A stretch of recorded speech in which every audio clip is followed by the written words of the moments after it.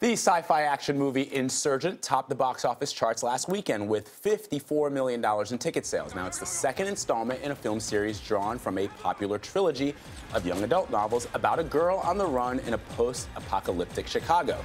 Insurgent joins Cinderella and 50 Shades of Grey as the top 3 live-action movie openings this year. And that's notable because all 3 have female leads, and most of the ticket buyers were women. What is more, male-centric movies have been bombing at the box office so far this year. So is Hollywood no longer strictly a man's world? Let's ask New York Times business editor Peter Lattman. Good morning to you, Peter. Great to be with you. So what do you think it is? I mean, have we finally just gotten sick of all of these big muscle, high production movies? Well, there's nothing wrong with those.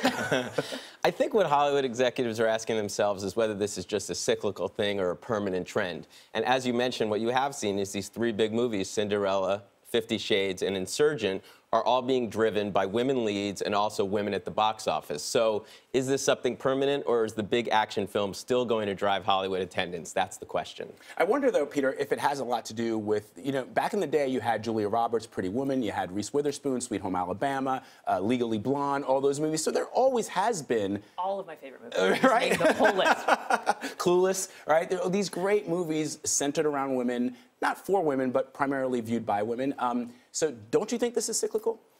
I do. Look, after all, this is about quality, and quality rises to the top, right? Cinderella is getting nice reviews. It's well attended at the box office. 50 Shades is a global phenomenon. And the movies that have come out recently that are male-oriented, Jupiter Ascending, Chappie, the reviews have not been so great. So I think a lot of it has to do with quality, but you are starting to see more movies being created that are geared toward women. I mean, the cyclical nature explains why women could be doing better, but why do you think male movies are bombing then?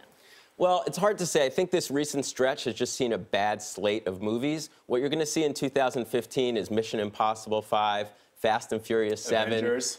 The Avengers. I'm totally waiting for that. Star Wars 8. I've seen articles saying that men seem to be more distracted, that there are other things drawing their attention. Correct. So studies show that young men, and my boys, I can attest to this, are more distracted by YouTube clips, sports, that kind of thing. And women are more reliable attendees of opening weekends at the box office. So there are some studies that show that.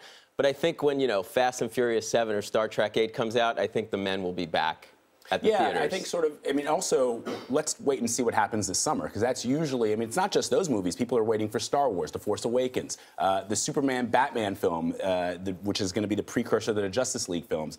A lot of dudes are going to be going to the box office. Also Ant-Man, but there are some movies that are geared toward women. So Pitch Perfect 2, which is the sequel to that great female a cappella movie, is coming out. There's a new Melissa McCarthy comedy coming out that should be geared toward women. And your favorite, Magic Mike XXL. I'm totally waiting for Magic Mike. The Channing Tatum stripper sequel. I cannot wait for that. I've been thinking about it all. Women are likely to come out for that one in droves. It's nice to know I won't be the only one in the Pitch Perfect 2 theater then. Peter Lattman, thank you so much. Great to be with you.